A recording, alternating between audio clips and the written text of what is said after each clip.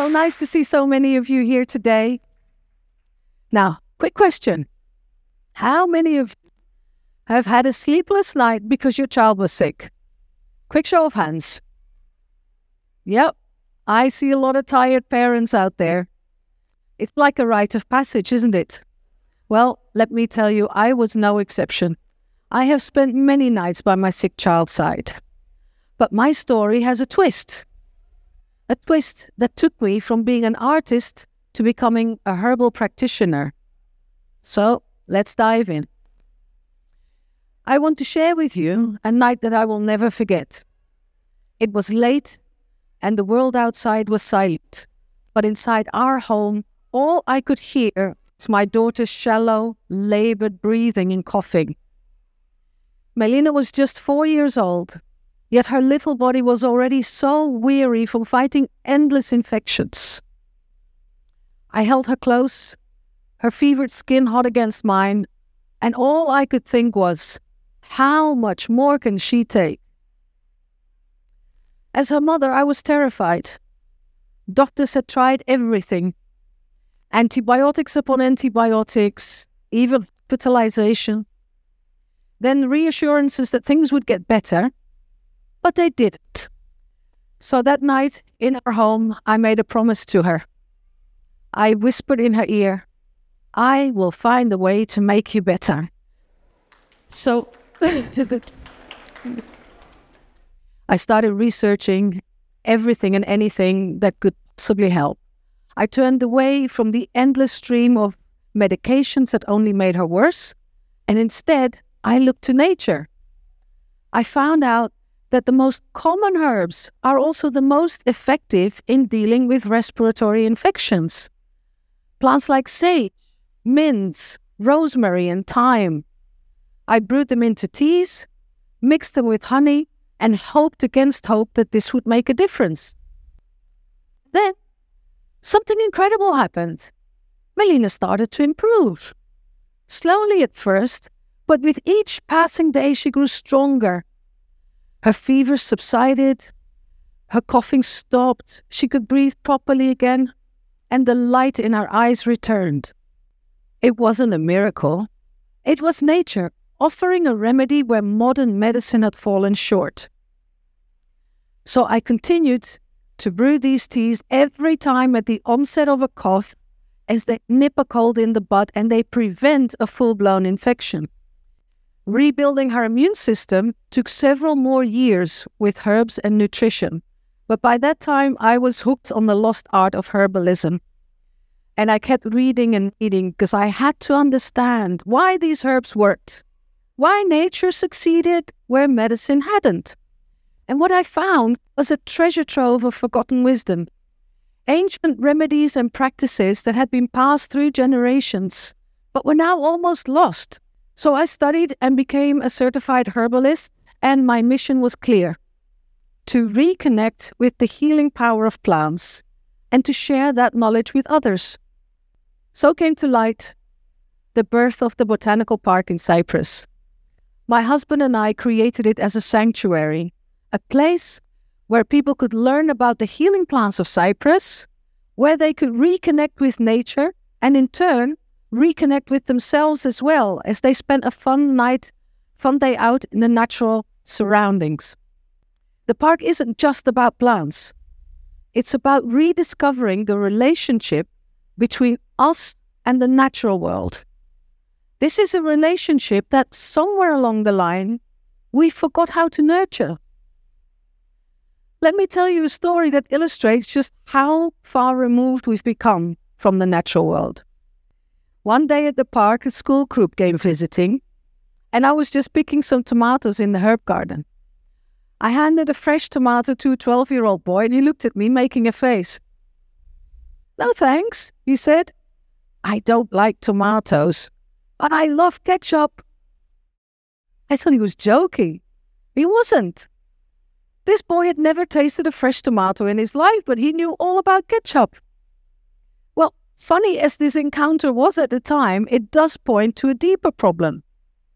We have become so far removed from the natural source of our food, our medicine, and our well-being that we can no longer recognize the very things that sustain us. More and more of our food comes out of a packet instead of from the earth. Add to this the digitalisation of our lives. Our leisure time is dominated by digital devices. In your neighborhood, do you still see children playing outside with sticks, riding their bicycles, making tree houses? Children nowadays spend most of their playtime indoors on digital devices, disconnected from the natural environment and missing out on the sheer adventure of outdoor play and discovery. You see, here's the thing.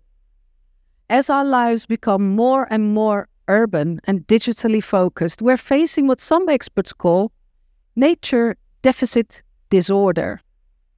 Don't worry, it's not a medical diagnosis, but it does describe the growing gap between us and the natural world. This disconnect can lead to increased stress, anxiety, and even a decline in our physical health. Now, over the past decade, there's been a growing buzz about something called ecotherapy and ecopsychology. Fascinating field that blends ecology with health and psychology to explore how our connection with nature can boost our well-being. Sounds intriguing, right? You see, the benefits of reconnecting with nature are not just anecdotal, they are supported by science. Theodore Roszak's work in ecopsychology explores the profound impact that nature has on both our mental and our physical health. He found that spending time in nature can boost our immune system, reduce our stress, reduce depression, inflammation, increase the immune function, and also increase our cognitive function and our general health, as well as all these other benefits that you see here on the slide. You see, nature isn't just nice to have, it is a must-have for our health and well-being. A study led by Matthew White from the University of Exeter's European Centre for Environment and Human Health looked at 20,000 people, yes, 20,000, and they found that those who spend a minimum of 2 hours a week in nature improved significantly better health and well-being. You see, that's what the study was about. How much time do we really need to feel the benefits of being in nature? 2 hours a week. That is just 20 minutes a day. So think of it as nature's prescription. 2 hours a week to boost your health, reduce your stress, reduce your anxiety, and increase your brain function and your overall health. I'll give you an example of some of the research. When we spend time near trees, trees release phytoncides. These are chemicals that we breathe in. They interact with the immune system, making the immune system release more natural killer cells that fight cancer. When we spend time on the beach, the sea air, the salty air, contains concentrations of ions, which, when we breathe them in, can boost our brain function by as much as 45%, as well as lower anxiety and boost our mood. All this just by breathing, just by being in the presence of nature. Have you ever wondered where your best ideas come from? Isn't it often when you're either on the beach or in the forest? It certainly is true for me. Now, don't just take my word for it, or even the science, but let's try something out now to prove this point. In your goodie bags, there is a small spray bottle containing lemon verbena extract. In the brown paper bag, please take it out. A very small bottle. Take it out and spritz some in the air around you. And then inhale the scent. All right. So let's see. You see, lemon verbena is a wonderful herb. It is both relaxing and uplifting. And when we inhale the scent, our brain releases serotonin, the neurotransmitter that makes us feel happy. So lemon verbena is the happy herb. How did this make you feel? Yeah? Well, if the gift of this one plant can change how you feel, imagine what spending time in nature can do for your mood, your health, your entire life. Now, oh, I can smell it here. Yes, amazing.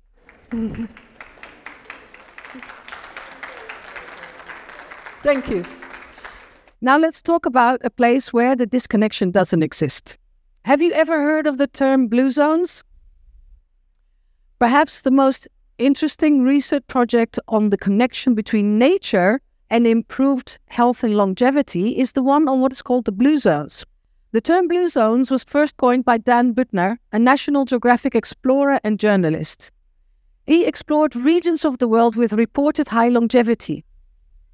With National Geographic, Buettner and his team traveled the world in search for communities where people not only lived longer, but also enjoyed a high quality of life in their old age.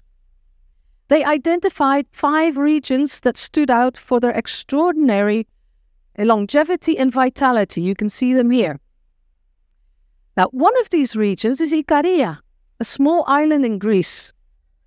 The most astonishing interview that Buettner conducted was with a man called Stamatis Moraitis, a Greek-American from New York, who moved to Ikaria aged 66 to die. He had been diagnosed with terminal lung cancer and wanted to be buried with his ancestors, so he moved back to his island. He had no hope of life, so he simply wanted to make the best of the time he had left. He planted a grapevine, knowing he would never live to see the fruits of his labor, but his wife would have them to remember him.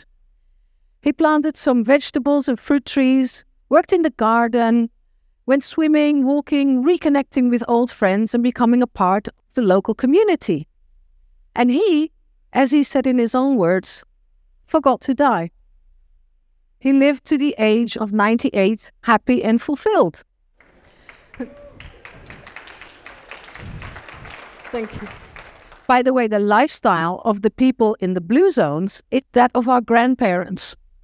2-3 generations ago, nearly everybody lived like this. People ate what the land yielded in season, and they got their exercise just from active outdoors. Now, I'm not suggesting we all should move to a small island, but we can bring elements of that lifestyle into our modern world. We can spend time in nature, nurture our connection to the earth, and teach our children to appreciate the natural world. Why is this so important? Well, as our children spend less and less time playing outdoors, you'll have to wonder, where will future environmentalists come from? My hero, David Attenborough, said this: if children grow up not knowing about nature and appreciating it, they will not understand it. If they don't understand it, they won't protect it. And if they don't protect it, who will? This is a very grave concern. But let's flip that around. If children grow up knowing about nature and appreciating it, they will understand it. If they understand it, they will protect it. And if they protect it, then we have hope for the future. So, how do we begin to restore this connection? Well, it starts with small intentional actions. Plant your own little herb garden or veggie garden. Go to the forest or to the park on a walk regularly. Go to the beach. Or simply spend a little time in quiet reflection outdoors each day, even in your own garden. These small steps can lead to profound changes in how we feel, how we live, and how we relate to the world around us. Today, my daughter Melina is a healthy, vibrant woman. There she is. She is taking the baton from me, running the botanical park alongside me with the same passion I have for healing. And she's now studying ecology, aiming to help others find their own paths back to nature.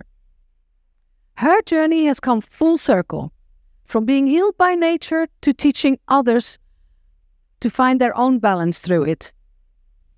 This is our legacy, a legacy of healing, of rediscovering the wisdom our ancestors always had, and of passing that knowledge on to the next generation.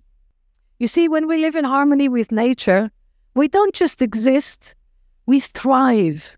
We become part of a symphony where every breath and every heartbeat resonates with the world around us.